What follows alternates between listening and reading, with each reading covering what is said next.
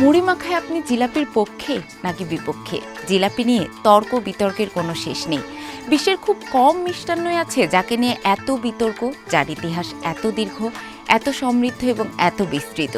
পৃথিবীতে প্রায় 100 খানেক, আর শুধুমাত্র বাংলাদেশেই প্রায় 20 রকমের জিলাপি তৈরি করা হয়।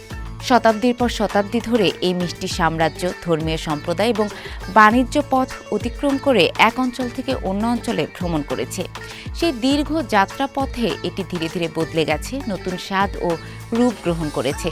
আজ আমরা জানব জনপ্রিয় এই মিষ্টান্নের আদ্যপান্ত। জিলাপির সবচেয়ে প্রাচীন পরিচিত সূত্র পাওয়া যায় 10ম শতকের আরবীয় রন্ধন পুস্তক কিতাব আল তাবিক অর্থাৎ খাবারের বই থেকে। আব্বাসীয় খিলাফতের সময় সংকলিত এই রেসিপি সংগ্রহে মিষ্টি জালাবিয়ার উল্লেখ আছে, যা আজকের জিলাপির সঙ্গে অনেকটাই মিলে যায়। মধ্যযুগের বাগদাদের রান্নাঘরে রাঁধুনিরা গমের ময়দা ও ইস্ট দিয়ে পাতলা ব্যাটার তৈরি করতেন, যা গরম তেলের মধ্যে ঢেলে সরপিল আকারে ভাজা হতো। বিকাশ পেমেন্টে 10,000 টাকার বেশি অফার। শপিং চলছে তো।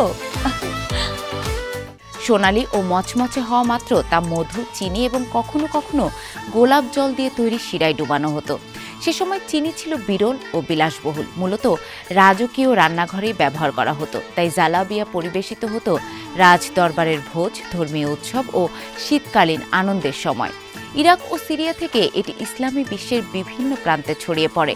পারস্যে পরিচিতি পায় জুলবিয়া নামে, যা আজও ইরানে রমজানের বাজারে দেখা যায়। জিলাপির দক্ষিণ এশিয়া আগমনের ইতিহাসও সমৃদ্ধ। দ্বাদশ থেকে ষোড়শ শতকে সুফিবাদ নামে যে আধ্যাত্মিক ইসলামী ধারাটি বিকশিত হয়েছিল, তার সঙ্গে এই মিষ্টির যাত্রা ঘনিষ্ঠভাবে জড়িত। সুফি আলেম, দরবেশ ও ভ্রাম্যমাণ সাধকেরা পারস্য, মধ্য এশিয়া ও ভারতীয় উপমহাদেশে ঘুরে খানকাহ ও দরগাহ প্রতিষ্ঠা করতেন। এই স্থানগুলো কেবল ধর্মীয় শিক্ষা ও সাধনার কেন্দ্রই ছিল না, বরং মানুষের মিলনস্থলও ছিল, যেখানে ধর্মীয় আলোচনা আর সম্মিলিতভাবে খাবার ভাগ করা সামাজিক ঐতিহ্য গড়ে উঠেছিল। সেই সুফি কেন্দ্রগুলোতে মিষ্টি বিশেষ গুরুত্ব পেত। আনন্দ, বরকত ও উদারতার প্রতীক হিসেবে মিষ্টি পরিবেশন করা হতো ধর্মীয় সমাবেশ কিংবা মিলাদের সময়। শিরায় ভেজানো ভাজা মিষ্টির মধ্যে জুলবিয়ার মতো রূপ ছিল অত্যন্ত জনপ্রিয়। সুফি সাধকেরা যখন দিল্লি, বঙ্গ ও দাক্ষিণাত্যে পৌঁছান, তারা শুধু ধর্মীয় অনুশীলনই নয়, সঙ্গে নিয়ে আসেন খাদ্য সংস্কৃতির নানা উপাদানও। এই পথেই ধীরে ধীরে জিলাপি দক্ষিণ এশিয়ার সাংস্কৃতিক জীবনে প্রবেশ করে।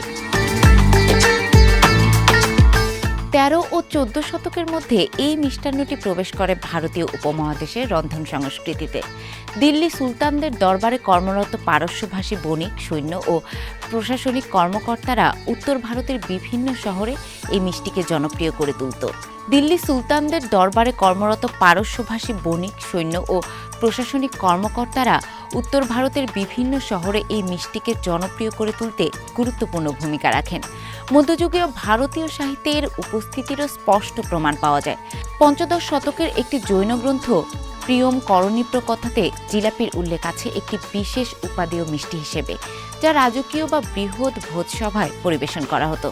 ষোড়শ শতকে এসে সংস্কৃত ভাষায় রচিত গুণ্য বোধিনীর মতো গ্রন্থেও এমন রেসিপির বর্ণনা পাওয়া যায়, যা আধুনিক জিলিপির সাথে অত্যন্ত সাদৃশ্যপূর্ণ।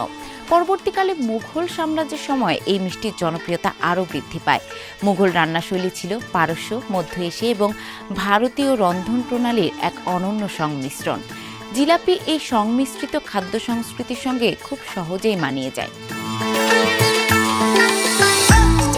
বাংলায় জিলাপির বিস্তার ধীরে ধীরে ঘটে, প্রথমত মুসলিম শাসন ও মুঘল প্রশাসনের মাধ্যমে। 13 শতকের পর থেকে বাংলা মুসলিম শাসক গোষ্ঠী এবং পরে মুঘল সাম্রাজ্যের অধীনে আসে। ঢাকা, মুর্শিদাবাদ, সোনারগাঁওয়ের মতো শহরগুলো মুঘল স্বাদের প্রভাবিত প্রাণবন্ত খাদ্য সংস্কৃতি গড়ে তোলে। শিরায় ভেজানো মিষ্টি ক্রমেই জনপ্রিয়তা লাভ করে এবং জিলিপি তার মধ্যে স্বাভাবিকভাবেই স্থান করে নেয়। অষ্টাদশ ও 19 শতকে বাংলার শহরগুলোতে ব্যস্ত বাজার অর্থনীতি গড়ে ওঠে। মিষ্টির দোকানগুলো জনসাধারণের জন্য নানা ধরনের মিষ্টি তৈরি করতে শুরু করে।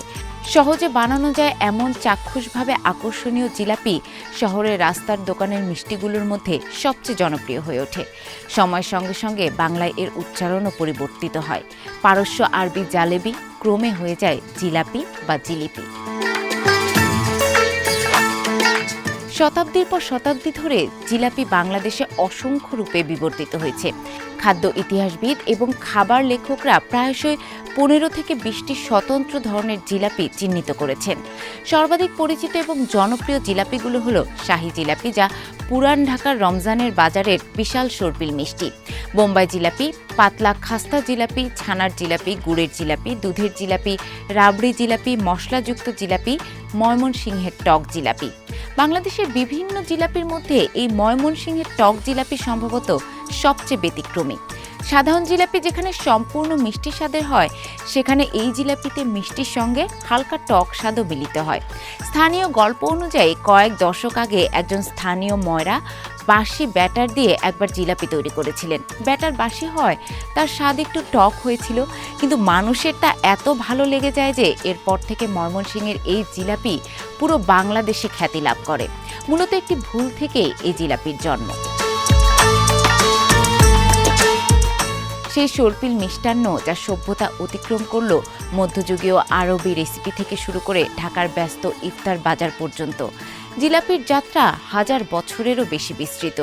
এটি ভাষা, সাম্রাজ্য ও ধর্ম অতিক্রম করেছে, প্রতিটি নতুন পরিবেশের সঙ্গে খাপ খাইয়ে চলেছে। তাই হয়তো আজও এই মিষ্টান্ন নিয়ে এত আলোচনা।